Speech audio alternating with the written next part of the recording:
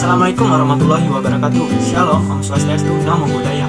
Perkenalkan, kami dari kelompok 10 Pendidikan Bahasa Indonesia akan mempresentasikan hasil karya tulis ilmiah kami yang berjudul Sanksi Pidana Ujaran Kebencian atau Hate Speech di Media Sosial. Saya, rekan saya, Taufik Sepri Ariananda, David Kurnia Pratama, Bila Agustina, Nazwa Nurhaliza, Celia Mardiana, Nanda Salsabila, dan Fitria Wulandari akan mempresentasikan karya tulis ilmiah kami ini. Selamat menyaksikan. Indonesia adalah negara hukum. Semua tindakan masyarakat diatur oleh hukum. Karena sejatinya hukum terjadi karena adanya tindakan dari masyarakat itu sendiri. Semua kejahatan ada konsekuensinya, tidak terkecuali kejahatan di media sosial. Kejahatan tersebut dilakukan oleh seseorang dalam bentuk ujaran kebencian, penyebaran hoax, hingga penghinaan. Ujaran kebencian. Secara umum, ujaran kebencian atau hate speech adalah ekspresi atau manifestasi kebencian dalam bentuk tindakan, perlakuan, ajaran, dan tulisan yang bertujuan untuk merendahkan, mengintimidasi, dan memprovokasi orang lain atau kelompok lain yang berdasarkan suku, etnis, agama, ras, dan kewarganegaraan. Di sini saya akan menjelaskan bentuk-bentuk ujaran kebencian. Yang pertama ada penghinaan. Menghina adalah menyerang kehormatan atau nama baik seseorang. Yang diserang ini biasanya merasa malu. Objek penghinaan adalah berupa rasa, harga diri, atau martabat mengenai kehormatan dan mengenai nama baik orang tersebut yang bersifat individual maupun komunal atau kelompok. Yang kedua, pencemaran nama baik.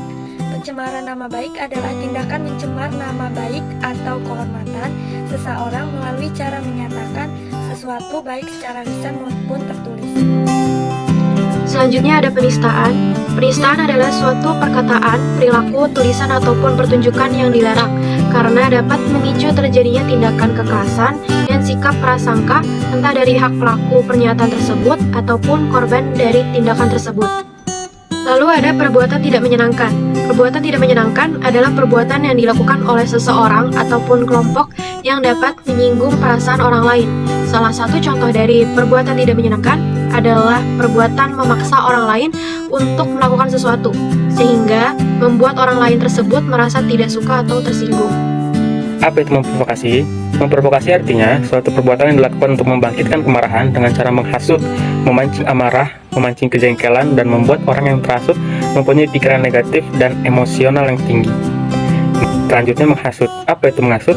Menghasut adalah perbuatan mendorong, mengajak, membangkitkan atau membakar semangat supaya orang berbuat sesuatu. Dalam kata menghasut tersimpul sifat dengan sengaja. Lalu menyebarkan berita bohong atau menyebarkan berita hoax. Menyebarkan berita bohong yaitu menyiarkan berita atau kabar di mana ternyata kabar yang disiarkan itu adalah kabar bohong atau tidak benar adanya. Yang dipandang sebagai berita bohong tidak saja memberitahukan suatu kabar kosong, akan tetapi juga menceritakan sejarah tidak betul sebetul-betulnya suatu kejadian yang terjadi. Saya akan menjelaskan sanksi terhadap pelaku ujaran kebencian. Sanksi merupakan akibat yang diterima pelaku kejahatan atau akibat dari melanggar hukum.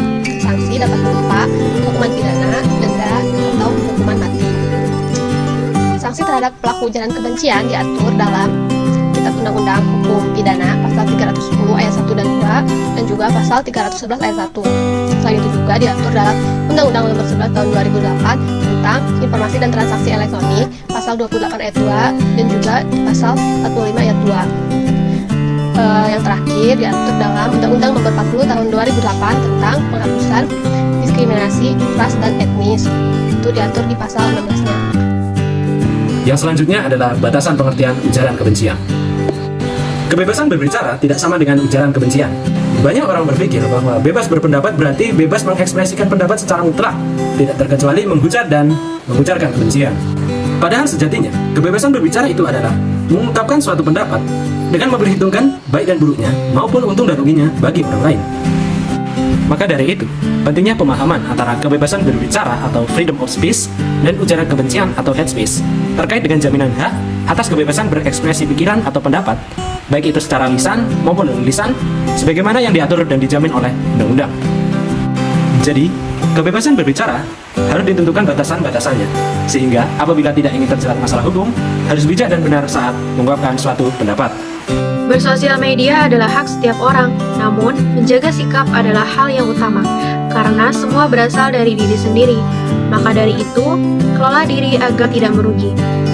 #bijak bersosial media. Sekian presentasi karya tulis ilmiah kami, semoga bermanfaat. Wassalamualaikum warahmatullahi wabarakatuh.